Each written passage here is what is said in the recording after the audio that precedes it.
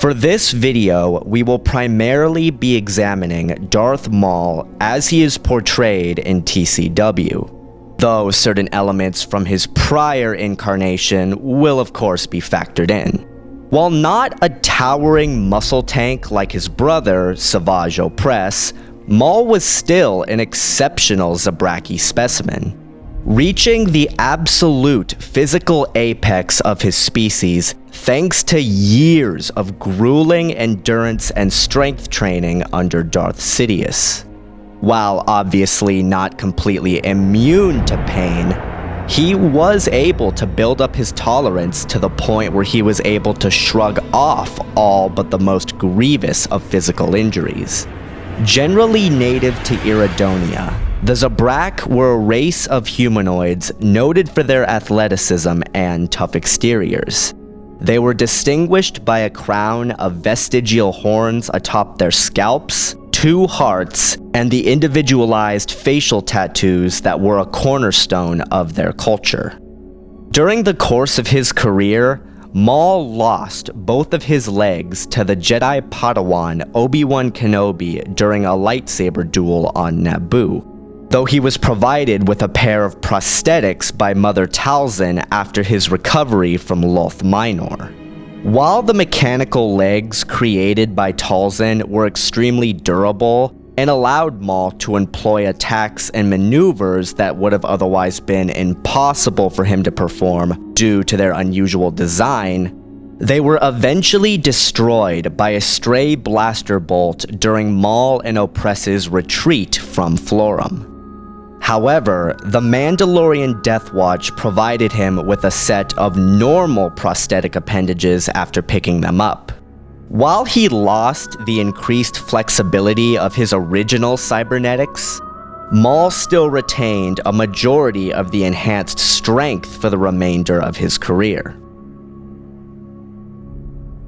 Count Dooku was a well-built, albeit a bit slim, human male who stood at 6 feet 4 inches tall, roughly the same height as Darth Bane. 83 years old at the time of his death in 19 BBY, he was considered venerable, though he was also noted as being in better physical shape than many men half his age. Additionally, Dooku had all but staved off the physical degradation brought on by deep immersion in the dark side of the Force, save for the occasional sporting of golden Sith eyes. His physical prime may be far behind him, but he retained a respectable level of natural agility and dexterity, attributes that bolstered his fighting style. However, due to his advanced age, Dooku's strength and stamina were severely compromised.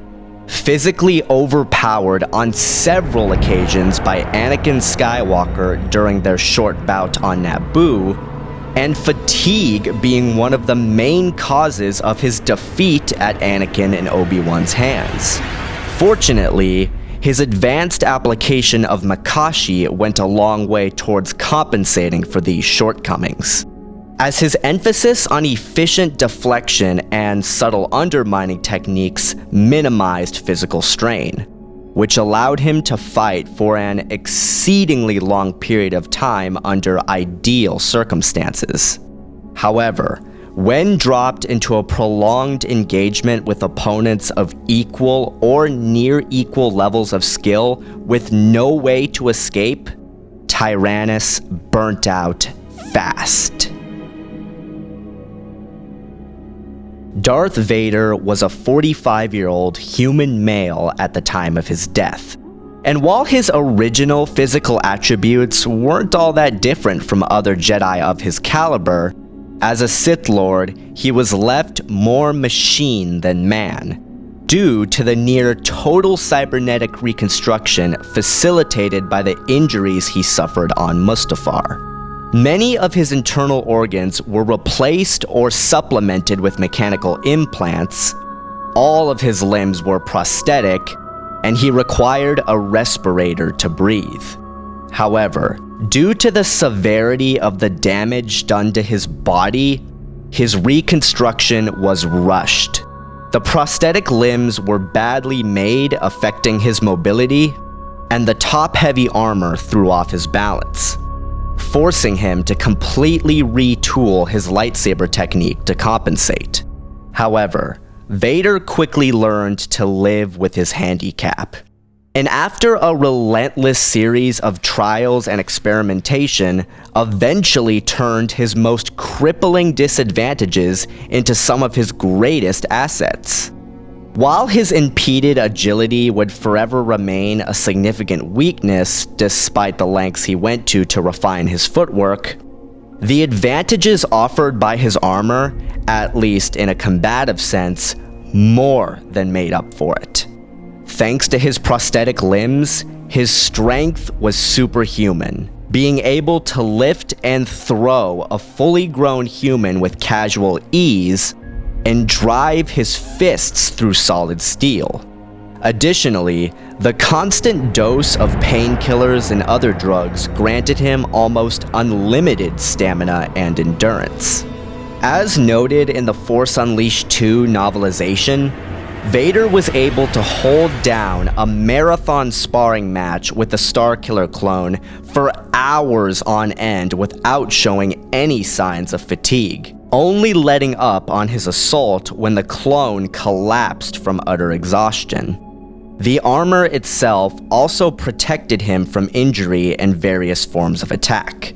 Vader has been shot, stabbed, torched with a flamethrower, withstood immediate proximity to a grenade explosion, endured light hits from a lightsaber blade, and even survived exposure to hard vacuum. His cybernetics also allowed him to stave off the premature aging brought on by deep immersion in the dark side of the Force, save for the occasional sporting of golden Sith eyes.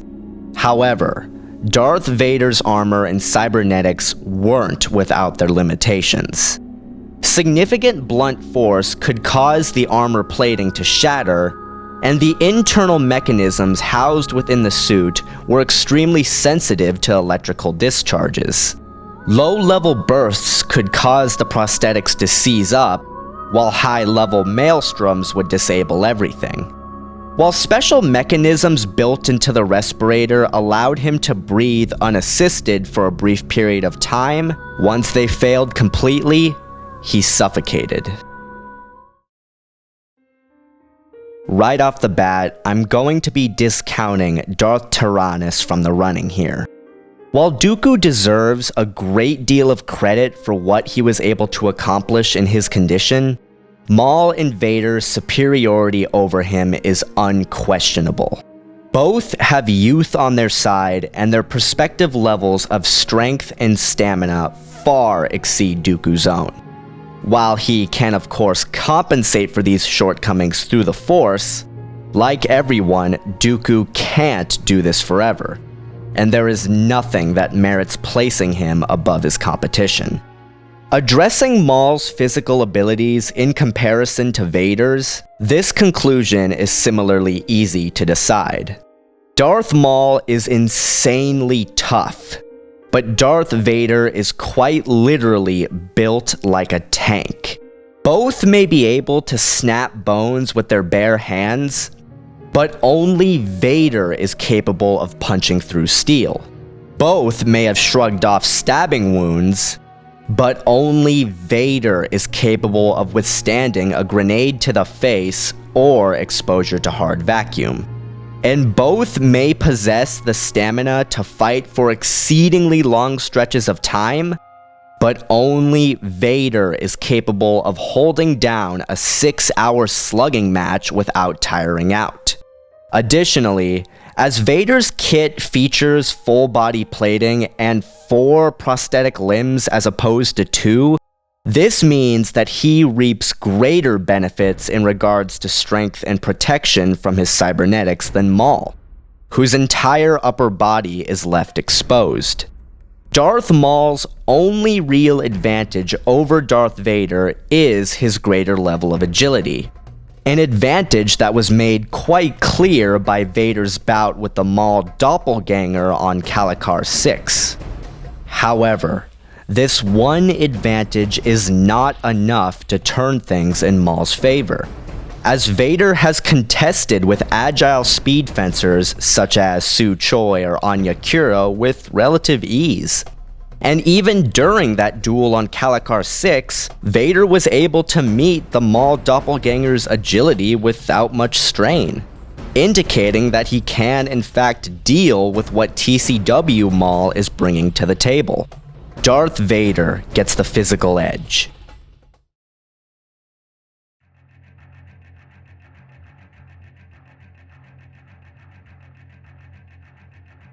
To put it bluntly, Darth Maul's resurrection in TCW represented a huge trade-off. As a result of his emotional instability due to having been driven into near insanity by his defeat at Kenobi's hands, Maul traded away the focused tactical sensibilities he demonstrated in his old incarnation in exchange for a more spastic offensive and a greater willingness to use the Force in single combat. As noted in the Phantom Menace novelization, Darth Maul was basically stage managing the Jedi during the Duel of Fates, guiding the fight to a location of his choosing, separating his adversaries by making use of the environment, then proceeding to cleanly dismantle Qui-Gon Jinn once he had been cut off from Kenobi, achieving victory through a subtle application of tactical supremacy. Fast forward to TCW, and Maul has basically warped into Sora Bulk meets Darth Bane. Like Sora Bulk, Maul no longer attempted to undermine or dismantle his adversaries with subtlety or clever swordplay, and he instead catapulted into a violent, rage-filled offensive, meeting his opponents head-to-head.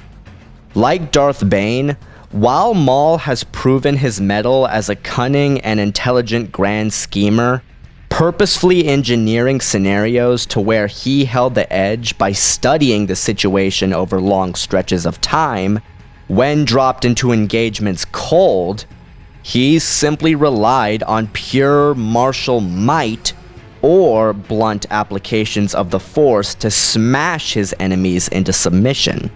While this brand of tactical tunnel vision made TCW Maul far more overtly devastating in single combat, it also meant that he traded away the full situational awareness he had previously displayed, failing to make tactical use of his environment or control the fight in a broad sense, and critically, failing to prevent his opponents from doing the same against him. Again, what we have here isn't so much a downgrade in overall skill, but a complete reversal of tactical sensibilities that took just as much away from Maul as it gave him. Darth Maul was a dedicated martial artist whose desire to prove himself drove him to become one of the greatest lightsaber masters of his day. In an overall sense of combative ability, i.e. physicality, saber skills, tactics, and force abilities, I'd say that amongst the Jedi of his time, Maul was on par with the likes of Kit Fisto, Ki-Adi-Mundi, and Qui-Gon Jinn. Though purely in terms of skill with the blade, he was easily comparable to the likes of Obi-Wan Kenobi, Shaak Ti, or Plo Koon. Maul's primary martial arts disciplines were Naiman and Teras Kaze, using them as the basis for a study of Zhuya. Zhuya was the 7th form of classical lightsaber combat and the most demanding of them all, employing bold, direct power attacks driven by intense, focused emotion. As the style was so technically sophisticated, only high-level masters of multiple fighting forms could even attempt to study it, which made so no two applications of Form 7 were ever alike, as all practitioners of the art were going in with entirely different skill sets and backgrounds. Nyman was a hybridization of all the previous lightsaber forms in addition to various other combat disciplines. Teräs Käsi was a pure, unarmed combat form. An extremely aggressive fighting style based around the use of grapples and disarmament techniques, reinforced by extreme speed and a strong focus on anticipating strikes. Darth Maul's application of the Nyman style primarily centered around the use of the dual-blade fencing and the integrated force attacks for which the style offered specialist training in, while incorporating the vicious sequences of Teräs Käsi into his lightsaber sequences to bolster his offensive, resulting in a devastating fighting form that emphasized physical combat over all else. Maul's offensive was based around the core elements of Zhuya elevated to the nth degree, engaging with a spastic barrage of sweeping slashes and strikes, and keeping the barrage going for as long as necessary to break his opponent's defenses. And he has regularly been depicted cleaving targets into pieces. Extremely fast and agile, he frequently relied on acrobatics, and he has even been noted for his talents in that area. While not as physically strong as his brother Savage Opress, Maul's attacks still packed enough force to stagger his adversaries upon contact, with Qui-Gon Jinn, an exceedingly strong power duelist, noting how the force of Maul's own attacks exceeded his own. To put it simply, Darth Maul's array of skills and powerful offensive allowed him to pose credible threats to Obi-Wan Kenobi, General Grievous, and even motivate Sidious to confront him directly as he grew wary of his former apprentice's actions. However, Darth Maul's defense was relatively weak, which isn't very surprising as this is an element consistent with Form 7. On the one hand, his considerable durability allowed him to shrug off the vast majority of attacks that got through his guard and power on through, but on the other hand, his grand sweeping style left massive openings for others to exploit, which made him all but helpless against a sophisticated probing offensive, which was a major contributing factor to his defeat at the hands of Ciolo Ermonka in the Gentaris system and Obi-Wan Kenobi on Florum, as Maul's spastic whirlwind offensive was exactly the kind of thing their styles were designed to address.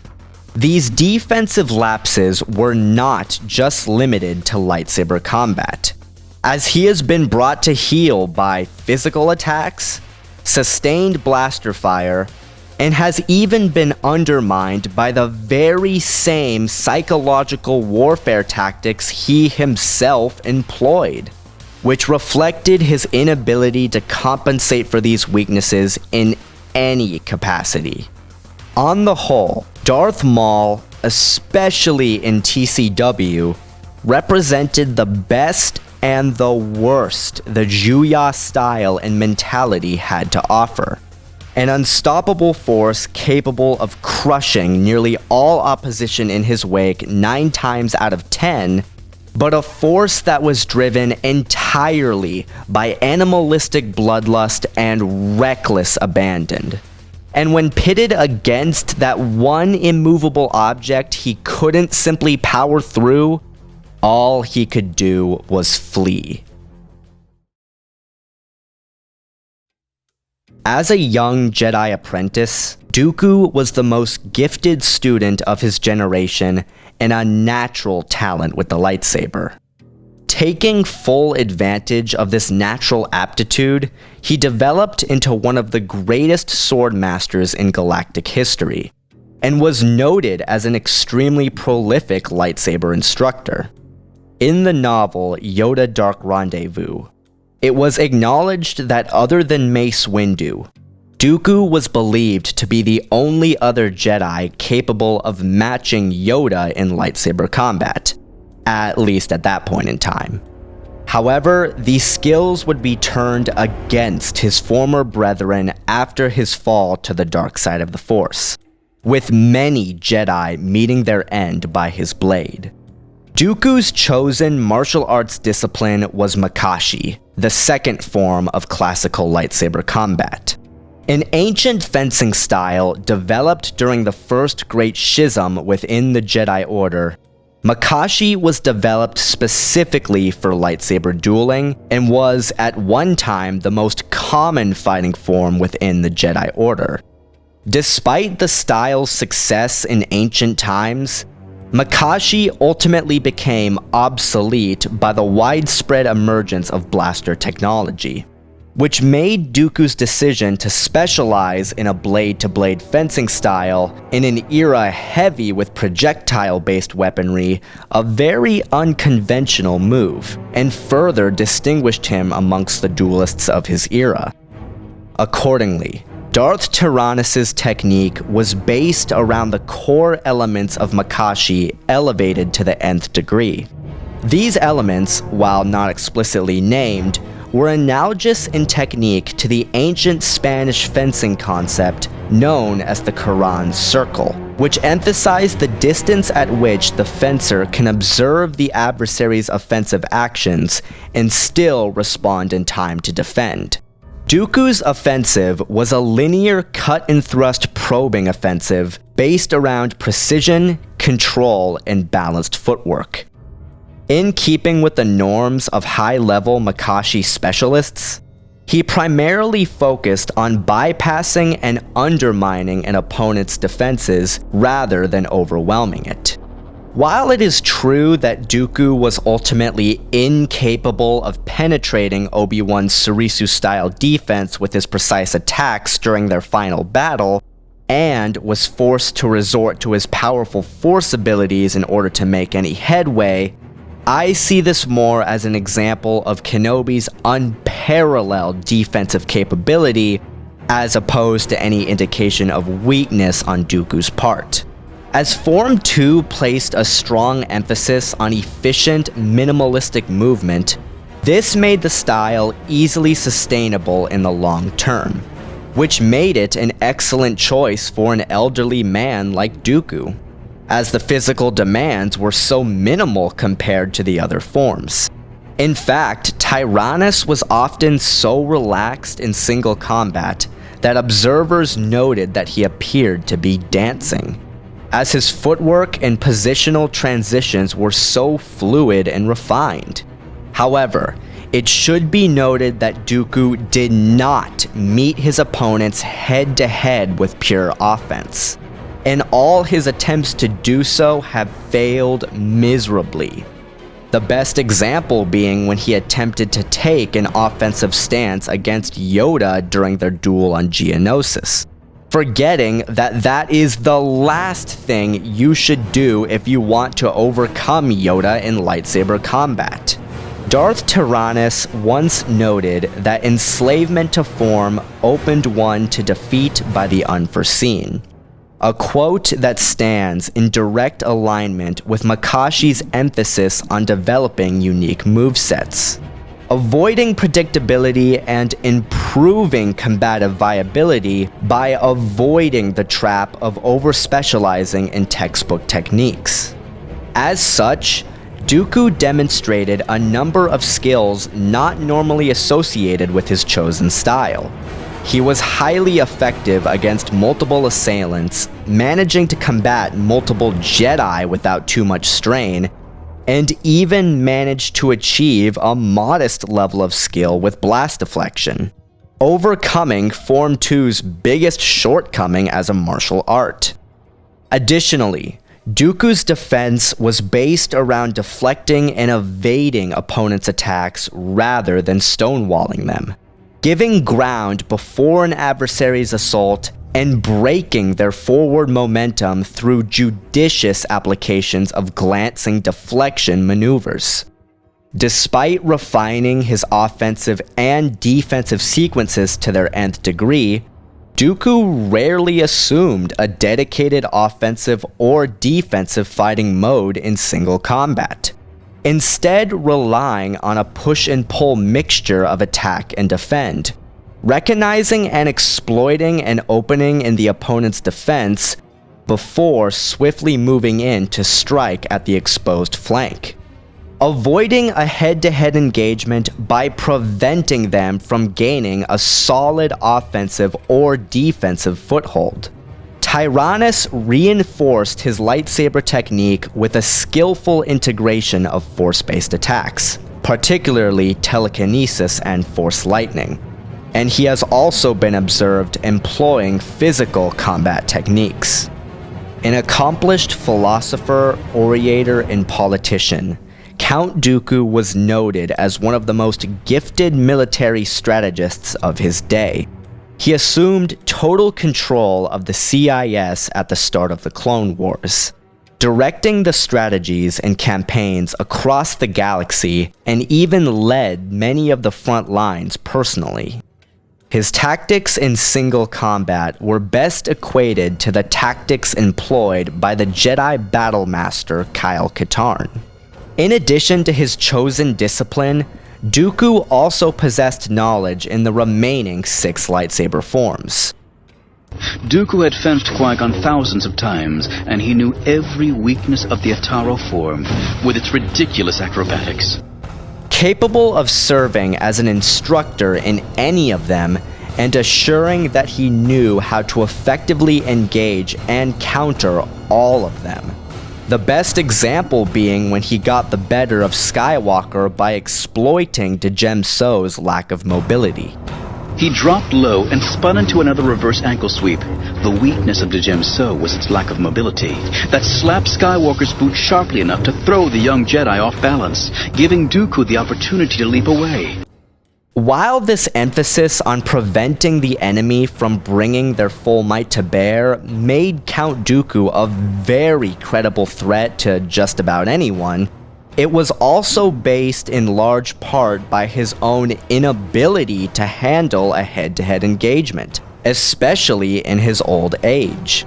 As his final duel with Anakin Skywalker proved, when caught between a rock and a hard place with no way out, Darth Tyranus crumbled under the pressure.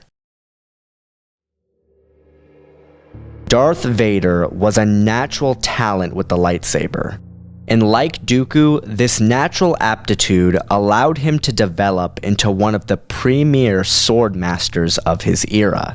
Ironically, much of Vader's skill during his time as a Sith Lord was a direct result of the injuries he suffered on Mustafar, the severe physical handicaps forcing him to completely retool his lightsaber technique from the ground up, resulting in a unique and calculated method that was far beyond anything he had ever achieved during his time as a Jedi. While Darth Vader didn't boast a completely spotless track record, he still established himself as an infamous and highly experienced Jedi killer. In fact, several sources have even outright proclaimed him the greatest lightsaber master of his day. The most prominent form in Vader's technique was Djem So, the 5th form of classical lightsaber combat and the one he had studied as a Jedi. Form 5 lightsaber combat was developed in answer to the perceived offensive deficiencies of Form 3, and was built around the tactic of following up defensive maneuvers with immediate offensive counters, seizing the initiative rather than passively responding to an opponent's assault.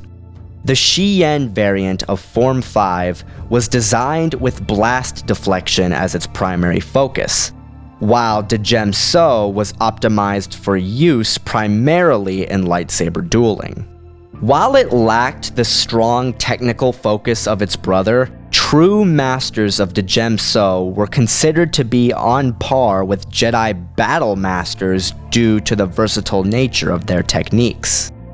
However, while Djem So's focus on brute force offensives was one of the defining attributes of Vader's style, he was not some stave Form 5 specialist who simply employed the textbook sequences of the Gem So to the letter. Not only was Darth Vader's technique based around the core elements of Form 5 elevated to the nth degree, but he proved himself to be a highly creative fighter who mixed and matched various forms, using the Gem So as the backbone for a personalized hybrid style that incorporated elements of the remaining 6 lightsaber forms.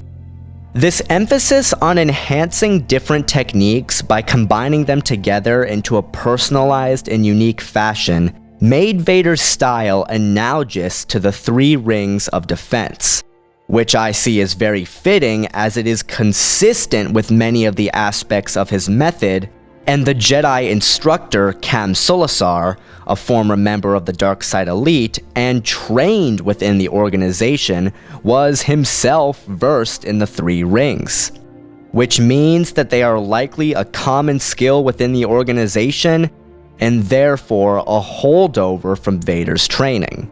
The 3 rings were basic principles of lightsaber combat, a set of stances and moves that dealt with dueling at various ranges and distances. Accordingly, Vader's outer ring, which I have come to dub his bludgeoning style, strongly reflected elements of the Shi-Cho and Juya lightsaber forms. When operating within this mode, he channels his energy towards completely dominating his opponents, relying on grand sweeping power attacks to batter and brutalize his adversaries into submission, shattering their defenses and allowing him to deliver a killing blow before moving on to his next target. Vader's middle ring, his probing style, was the fighting method he adopted when he was confronted by single opponents of above-average skill, and was one that took cues from the Makashi, Ataru, and Shien forms respectively. Vader's technique was described as crisp and unpredictable by the Jedi Padawan Oli Starstone, and she noted both his precision and economy of motion. Perfecting the sophisticated Sum de Gem strike, he has been regularly depicted disarming opponents of their lightsabers by engaging their blades in a bind and twisting them out of their hands, and on a few occasions has even successfully destroyed the hilt of an opponent's lightsaber, which left them unable to defend themselves from Vader's inevitable follow-through. Refining his footwork, he regained a measure of his old agility, and though still incapable of employing the quick and nimble Ataru acrobatics on the level with someone like Yoda, he was capable of sudden bursts of great speed and could cover ground quickly with solid power leaps. Additionally, Vader was an expert at integrating physical combat techniques into his lightsaber sequences. His effectiveness in this area was initially the result of his cybernetic augmentation. His heavy armor allowed him to shrug off any of the attacks that actually landed, while his prosthetic limbs increased the strength behind his crude attacks. As he trained and developed his method, he eventually formulated quite a sophisticated unarmed fighting technique, and has even successfully incapacitated Jedi with these skills. Vader's third and final ring was the basis for his defense, and was designed to protect the vulnerable components of his armor. Relying on a clear application of the Sarisu style, he would keep his elbows locked tightly to his sides with his blade held straight out in front of him, shunting aside strikes as they came by manipulating the blade with his wrists only and relying on his supreme endurance to ultimately carry him through.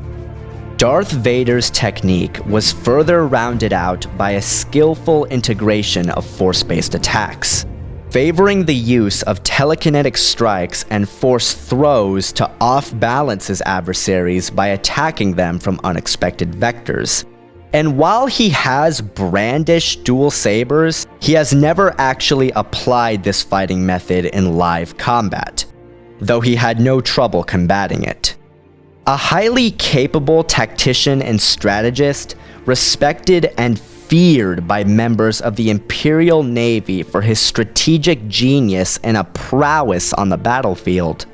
Vader's tactics in single combat were based around pattern recognition, and to better explain that, I now turn you over to Jen Sarai.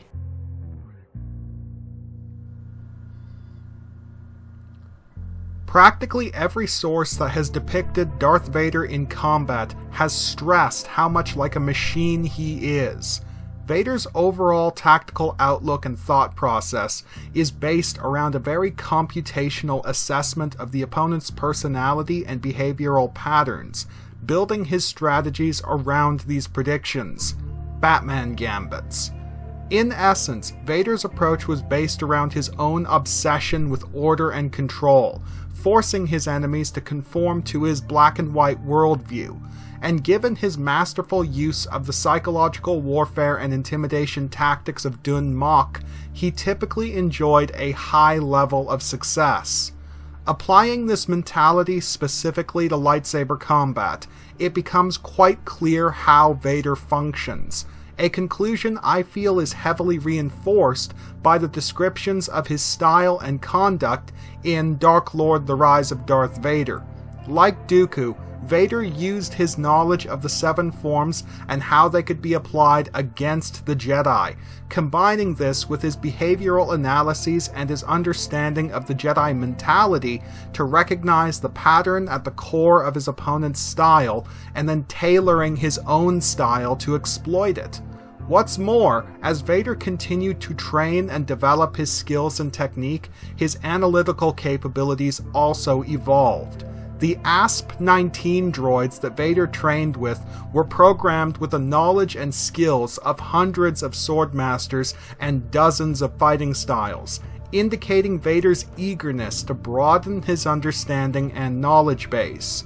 I personally believe that Vader advanced to the point where he no longer required an existing familiarity with his opponent's fighting style, developing the ability to recognize and exploit the individual pattern and habits of a given fighter.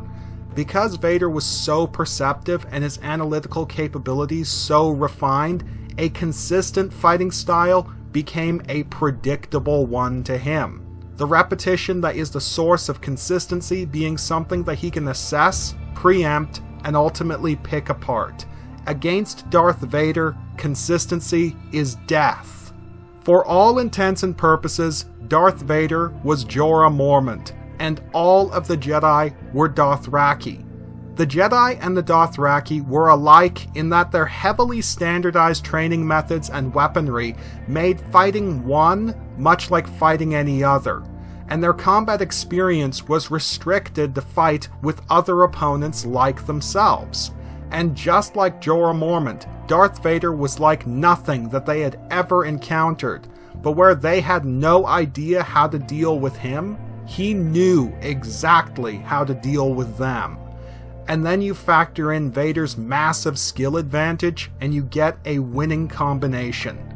Vader only ran up against a brick wall when forced to contend with fighters who avoided this pitfall, their only consistent element being the unexpected.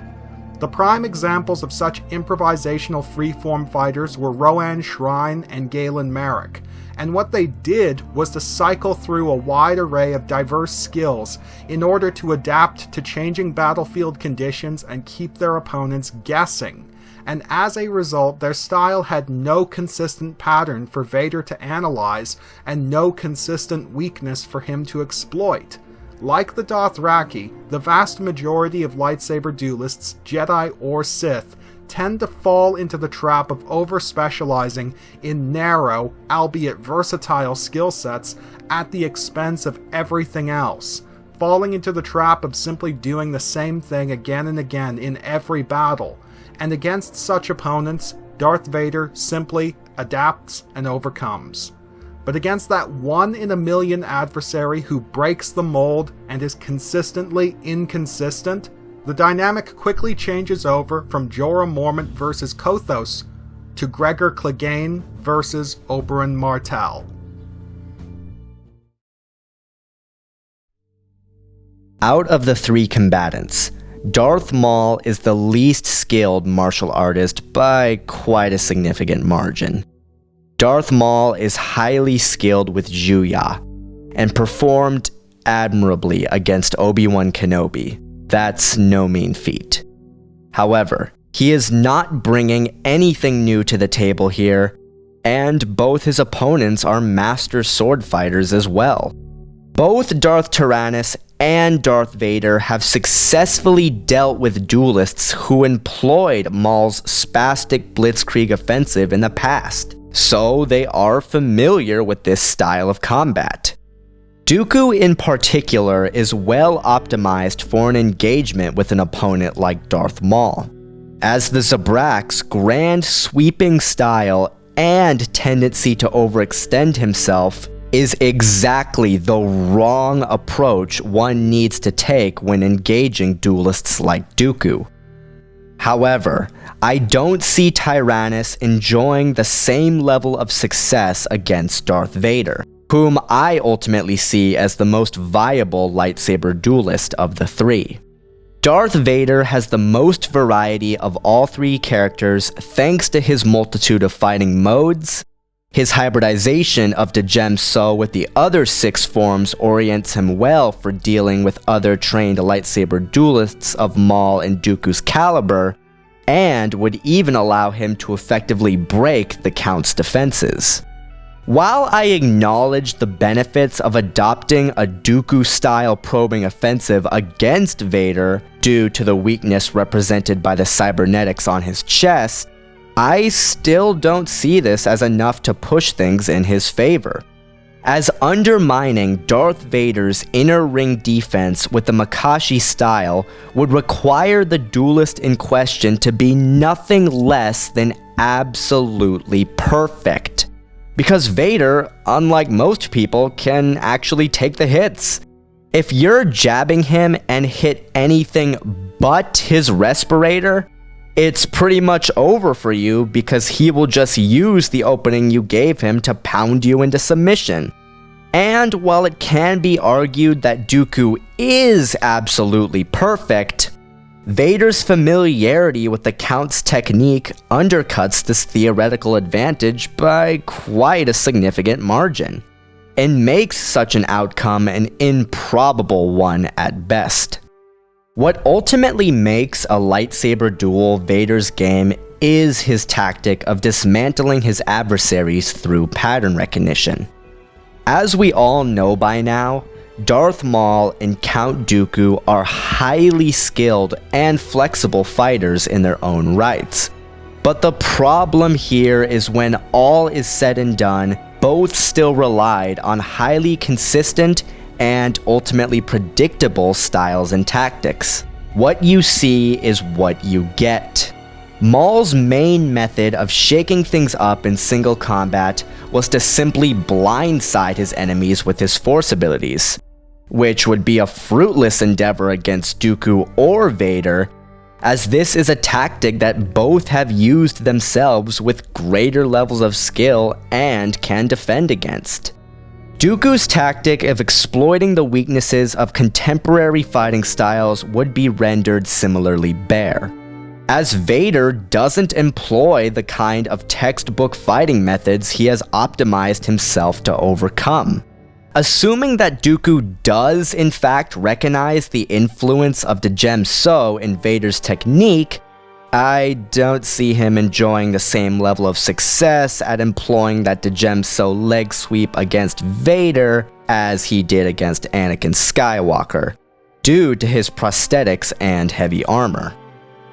In conclusion, Vader employs a more balanced lightsaber technique, can effectively match the ferocity and precision of his competition, and his tactics of exploiting predictable patterns leaves him especially poised to take the advantage in this contest. Darth Vader gets the edge as a martial artist and lightsaber duelist.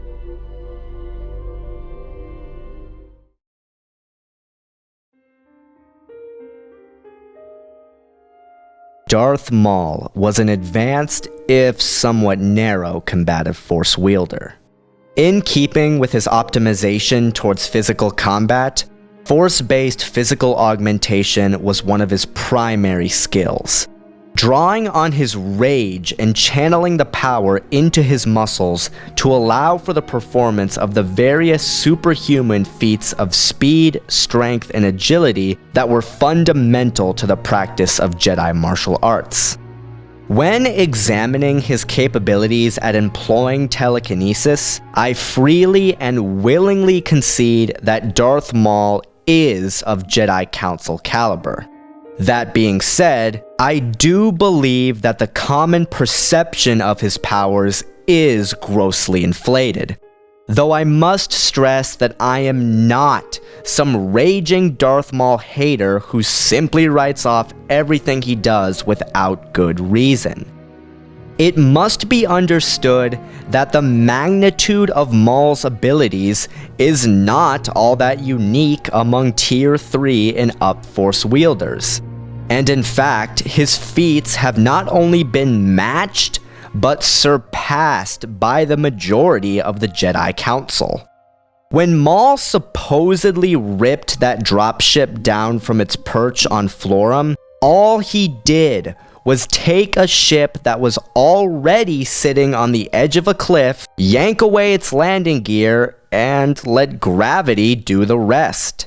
As far as precision, control, and magnitude went, Obi-Wan Kenobi casually ripping out building-sized trees to stop his ship while it was in free fall, or Mace Windu sweeping away hundreds of super battle droids with ease during the Battle of Dantooine, made Maul's feat look amateurish.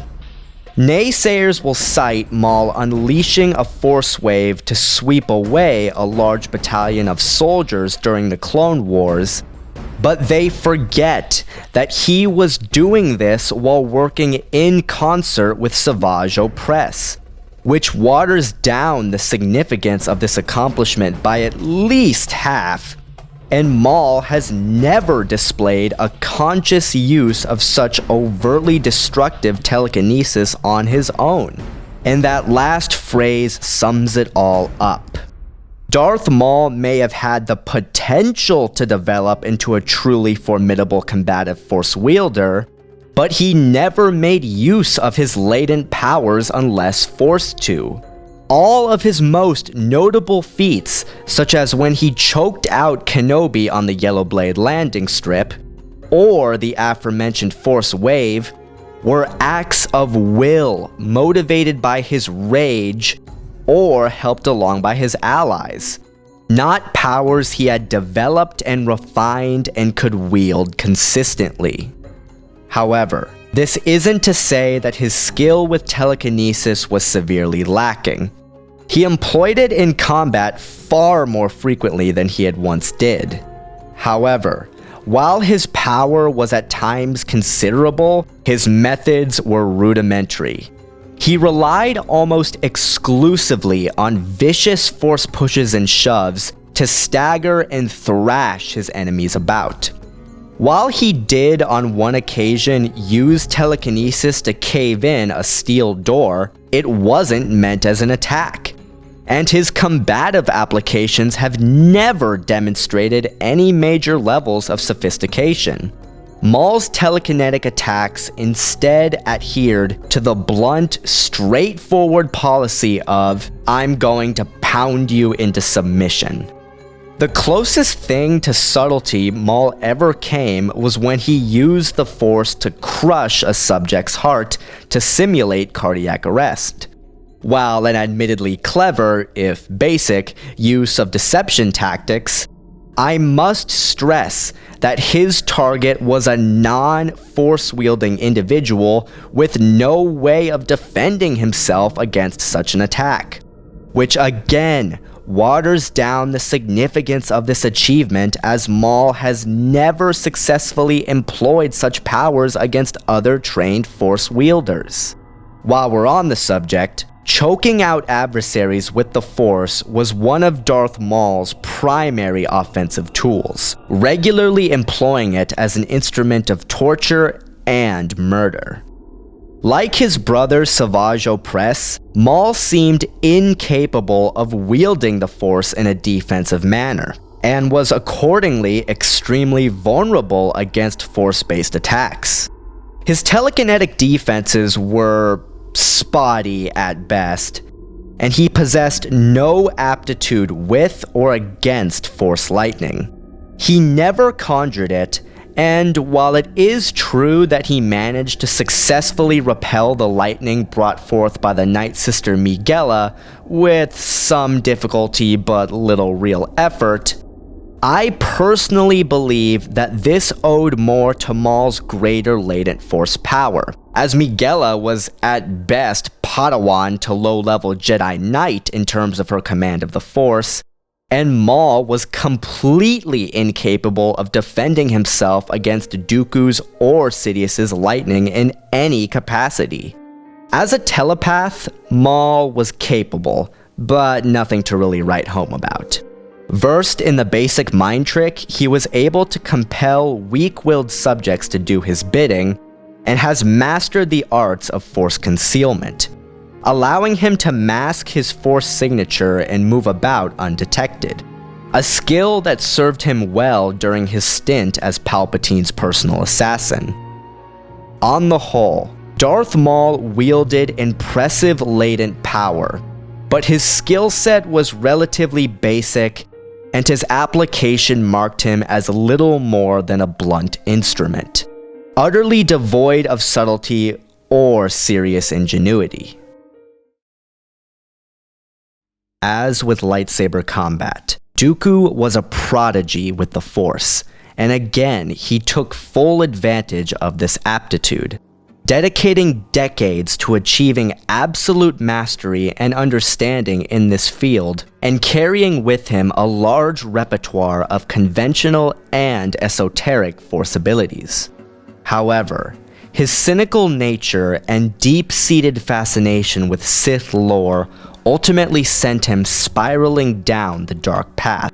While he initially believed that he could safely wield the power of the dark side of the Force by holding to his principles and keeping his emotions in check, Palpatine's influence ultimately won out, twisting the once noble Jedi Master into a stone-cold, murderous Sith Lord.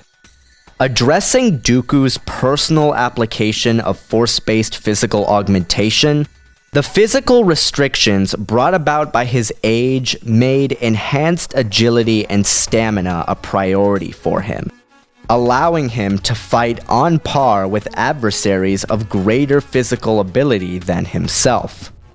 Darth Tyranus was already a master of telekinesis as a Jedi, noted along with the likes of Plo Koon as one of the most gifted telekinetic savants in the Jedi Order, and even instructing classes in the use of the power. As with most Sith Lords, he optimized these abilities for use in combat, and could employ the majority of his powers at a moment's notice.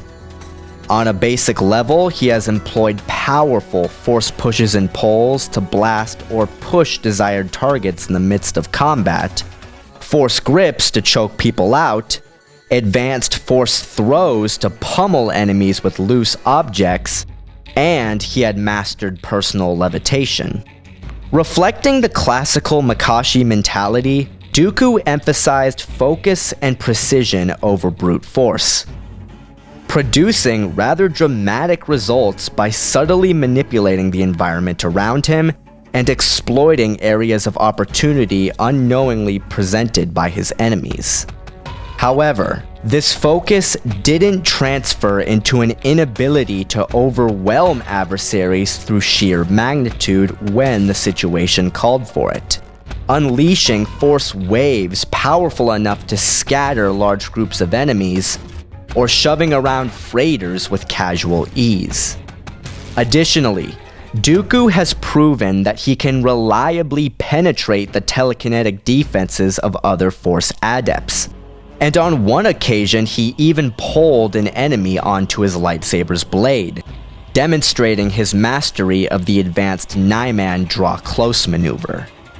Tyranus has also demonstrated that he could contend with Force attacks of similar magnitude, whether simply evading them through advanced Force-based acrobatics, or tanking them outright with his own advanced Force barriers. Rather typically for a Sith Lord, Darth Tyranus was a master of Force lightning.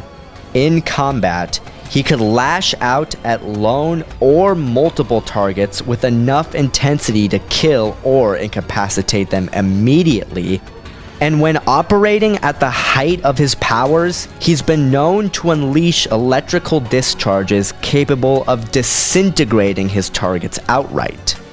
Off the battlefield, Dooku made several inventive uses of the power as a utilitarian tool, using it regularly as an instrument of torture and as a makeshift defibrillator to stabilize the heartbeat of General Grievous after the Kalish's body was mangled in a shuttle crash. Additionally, he was a master of Force deflection, also known as the Tutaminis ability, using it to manipulate and redirect bursts of Force lightning with his bare hands. As mentioned, Dooku was known to have extensively researched and experimented with ancient Sith teachings and abilities.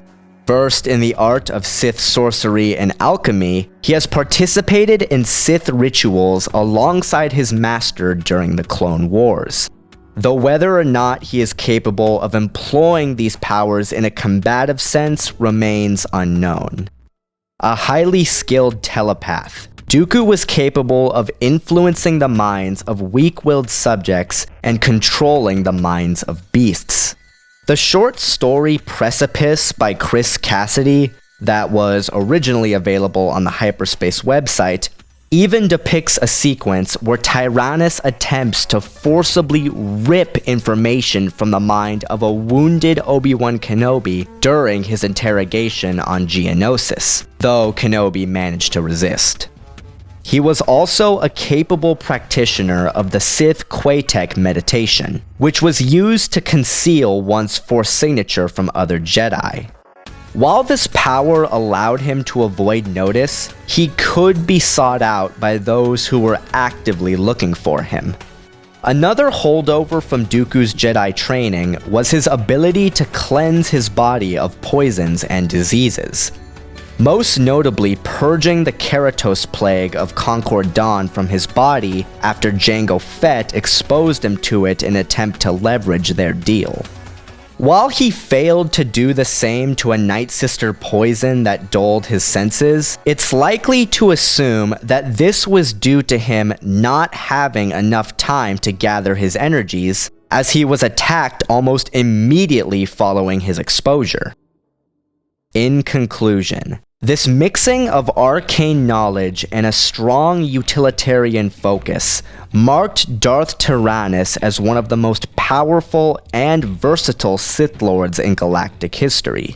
Sophisticated yet ruthless, he wielded his broad palette of abilities with subtlety and creativity, skillfully using his powers in conjunction with one another to lash out at his enemies and assert his control of the fight. For all intents and purposes, Darth Vader's development as a combative Force wielder was analogous to Ludwig von Beethoven's development as a musical composer after he had gone deaf. Prior to his crippling injuries, Anakin Skywalker was the most powerful natural Force sensitive currently living, with the potential to outstrip both Jedi Grand Master Yoda and the reigning Dark Lord of the Sith, Darth Sidious. However, Due to Skywalker's focus on developing his skills as a lightsaber duelist over his Force abilities, this intrinsic potential was never even close to reached before he became Darth Vader. And as the Force is generated and channeled through living tissue, the loss of so much of it as a result of his defeat on Mustafar crippled his ability to ever wield such levels of power. Despite this, Vader worked hard to overcome his handicaps, rebuilding his skill set from the ground up and ultimately becoming far greater than he ever would have otherwise, standing as one of the most powerful Sith Lords in galactic history. Vader's application of Force-based physical augmentation was designed to enhance and compensate for the properties of his armor. As his cybernetic limbs already granted him the ability to snap bones and crush the hilts of lightsabers, when boosted further by the Force, he was able to rip off steel doors and shatter large stone columns seemingly without effort. Enhanced reflexes and dexterity also allowed him to develop his precision and timing to compensate for his compromised mobility and movement. Additionally, Vader employed Force speed in calculated bursts, and on several occasions has been described as moving faster than the human eye could perceive. Darth Vader possessed a tremendous level of aptitude with telekinesis, and it was one of his most developed and readily used powers. Basic pushes and pulls allowed him to thrash or manhandle desired targets, lightsaber throws to strike targets from a distance, advanced Force throws to utilize loose objects as deadly projectiles, and he had even mastered the Force Shockwave, a gathered burst of telekinetic energy capable of damaging or destroying anything in its radius. While Vader's aptitude with grand-scale manipulations weren't quite as advanced as Yoda's or Luke's, that didn't mean that his skill in this field was in any way lacking. He was capable of lifting and crushing AT-ATs with telekinesis, destroy entire armies with devastating Force waves, and he has even forced two massive freighters to collide with one another. Darth Vader's signature telekinetic power was Force-based strangulation, throttling the life from single or multiple targets, and on one occasion crushing the heart of an actual Jedi. Despite this clear emphasis on brute force, Vader was adept at using precision-based manipulations to subtly undermine adversaries and further his control of the fight. Additionally, Vader has proven on multiple occasions that he could penetrate the telekinetic barriers of other Force adepts, even successfully employing telekinesis against Palpatine in Darth Vader and the Ninth Assassin, though his master was caught off guard. His own telekinetic barriers have proven effective against all but the most powerful Force adepts. A highly skilled telepath, Vader has employed everything from basic mind tricks to controlling the minds of beasts to probing the minds of subjects for information. He has even employed this power against other trained Force wielders, the most notable example being when he learned that Leia Organa was his daughter while probing the mind of Luke Skywalker. On one occasion, he even successfully employed telepathy in a combative manner, freezing the mercenary Awaru Tark in place while he attacked.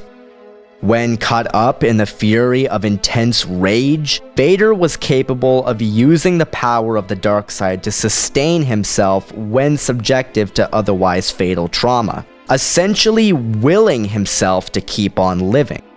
It was because of this power that he survived his defeat on Mustafar as well as surviving being buried alive during the invasion of the Atuan system, holding out for days with his armor's systems all but rendered inoperable. When questioned by Palpatine on how he accomplished this, Vader simply responded with, "The dark side gave me all I needed." While Vader eventually learned to harness this power to a limited degree, he was only capable of sustaining it for little over 10 minutes at a time. Arguably, Darth Vader's biggest shortcoming as a combative Force wielder was his inability to conjure Force lightning. Force lightning could only be generated and cast by a living flesh and blood hand, and all of Vader's limbs were prosthetic, so any attempt to generate lightning would have caused it to backfire on himself. Additionally, Darth Vader was a master of Force deflection, also known as the Tutaminis ability, using it to catch or redirect blaster bolts with his bare hands, though he was evidently incapable of using it to manipulate Force lightning as a means of defense. That being said, he wasn't completely defenseless against Force lightning, but more on that later. Vader possessed some aptitude with Force magic, on one occasion transforming a target into a Rakaghoul monster. However, he only employed these powers when in close proximity to the Mur Talisman, a powerful Sith artifact forged from Sith alchemy. Similarly, Vader only employed the obscure power known as Kinetite, a blast of pure glowing kinetic energy, while in close proximity to the Kyber crystal, another powerful Force artifact that boosted one's connection to the Force to a massive degree. As such, it's possible, and even likely, that such things would be impossible for Vader to accomplish in his natural state. Although the assumption behind my videos is that the contest will always take place on neutral ground, and thus Darth Vader won't be empowered by any Force artifacts, which reduces the possibility of him employing Sith magic or summoning a blast of Kinetite, Vader is still the most advanced combative Force wielder of the three. His strength in the Force eclipses either Tyrannus or Maul by a sizable margin. Darth Maul is once again at the severest disadvantage in this contest. He's powerful, though raw and basic. He is bringing absolutely nothing to the table that is beyond the scope of either Dooku or Vader. In addition, he is also the most likely to be brought to heel by Dooku's use of Force lightning or Vader's Force-based strangulation. We know for a fact that Tyrannus' lightning is sufficient enough to negate Maul's limited defenses against the ability, and due to the Zabrak's defenses against telekinetic attacks being so comparatively poor, Vader's ability to employ his powers of strangulation against him is practically a given. While both Dooku and Vader employ telekinesis in a similar manner, balancing out between subtlety and ruthless aggression and seamlessly incorporating it into their overall fighting techniques, Darth Vader simply takes it further, commanding a greater level of magnitude. While Dooku hasn't demonstrated Maul's vulnerability against telekinetic attacks, I still feel that he would be hard-pressed to defend against the overwhelming power Vader is bringing to the table on a consistent basis. Additionally, Vader is the only Sith Lord of the three to have employed telepathy against other trained Force wielders successfully, making him the superior telepath. A notable advantage in Darth Tyrannus' corner is his mastery of Force lightning. And while his application lacks the same destructive potential of Darth Sidious's lightning, it does have the capacity to kill. However, this is not a game-changing advantage for Dooku. As while Vader is incapable of defending against lightning purely with his Force abilities, he did develop several countermeasures for dealing with it. Inner ring defensive maneuvers allowed him to absorb and redirect the energy with his lightsaber, a tactic that has proven effective against the Count on several occasions, while specially designed electrical insulators implanted into his armor allowed him to marginalize the damage wrought by any bolts that got through, which Dooku would only be able to overwhelm if he employed a continuous high-intensity barrage. Ultimately, Darth Tyrannus' advantages over Vader are minor compared to the massive levels of raw power Vader wields. Both may employ similar tactics and methods, but Vader is far more overtly devastating than Dooku, and by extension, Maul as well. Darth Vader gets the edge as a Force wielder.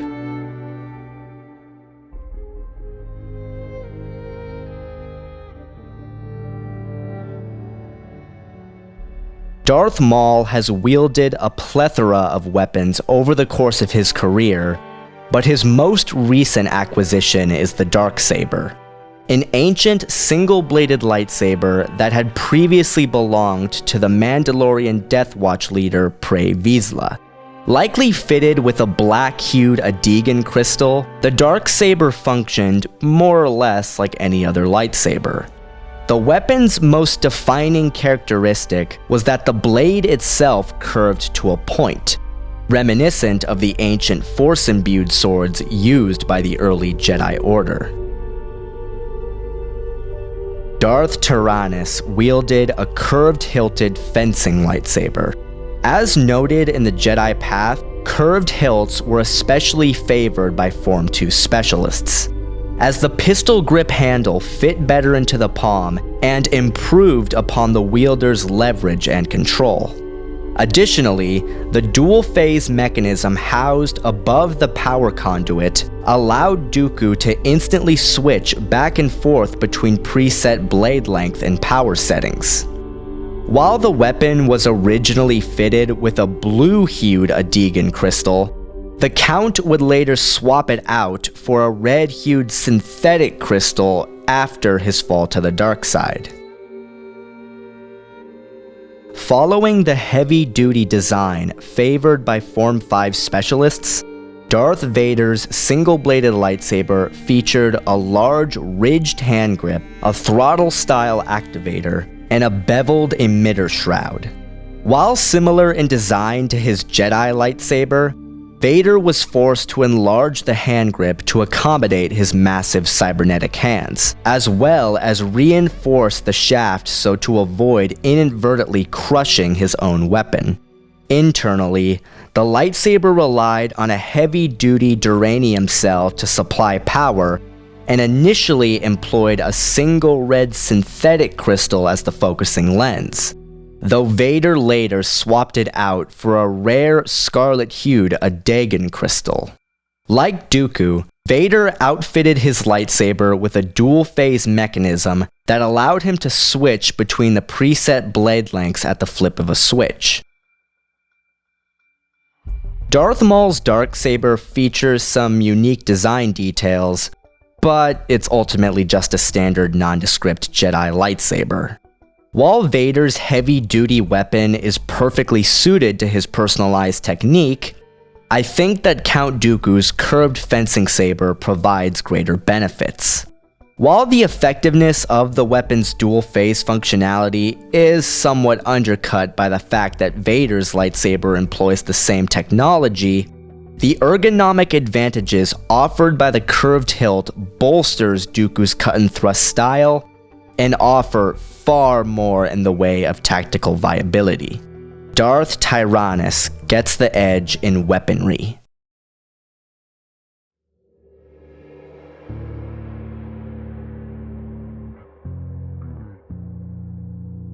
And now we come to it, the verdict. Well, I think it's clear that every Sith apprentice involved is a powerful Force wielder and an expert martial artist in their own right. The fact of the matter is, Darth Tyranus and Darth Maul are walking into a confrontation they are simply unprepared to deal with. If this were a 2-on-1 confrontation with Maul and Dooku teaming up to take down Vader, they would undoubtedly emerge victorious, as such a force would be beyond even his abilities to overcome. However, as this isn't a team battle and everyone is in it for themselves, such an outcome isn't a possibility. Purely in terms of martial arts training, I do see Darth Vader as the most viable of the three, as he created a unique fighting style that effectively compensated for his handicaps and incorporated a large variety of techniques and influences. This major skill advantage is bolstered by the fact that Vader's overall tactical outlook and thought process was based around recognizing and exploiting conventional fighting styles and tactics, which I see as being the decisive factor that makes this particular free-for-all Vader's game. This is because that Maul and Dooku were flexible but standardized practitioners. Yes, they have elevated their personal combat styles to the absolute nth degree, but no matter how high you elevate your practice of a chosen form, you'll still be left with nothing to fall back on when you finally encounter that one situation or opponent that your skills fail to address. While TCW Darth Maul's skills with the lightsaber is impressive, he just isn't a master on par with the absolute best of his era. While his coupling of Zhuya with Teräs Käse and Niman ramped up his attack output, when one truly examines his moveset, it becomes readily apparent that his attacks still followed the tenets of a textbook Form 7 berserker, as his every attack was a vicious overhand or a bisecting sideswipe. He doesn't bypass his opponent's defenses with clever swordplay, or rely on staunch defense to wait them out like he used to. All TCW Maul does is come crashing into his enemies with everything he's got with reckless abandon. In other words, a fairly typical Form 7 Darksider that Vader would have little difficulty sussing out. While Count Dooku is a far more capable and versatile duelist than Darth Maul, employing a much more sophisticated technique without sacrificing his defensive viability, his methods still stemmed from conventional techniques. While Dooku shared Vader's tactic of circumventing conventional techniques through his knowledge of all 7 lightsaber forms, he did not incorporate elements of the remaining 6 forms into his personal style. In fact, Count Dooku viewed the hybridization of techniques with disgust, seeing this practice as compromising one's overall skill level due to the fighters spreading themselves too thin amongst too many disciplines. While there is little doubt that this knowledge of alternative forms influenced how Dooku developed his own style, the idea of him employing anything other than pure Makashi in live combat is almost unthinkable.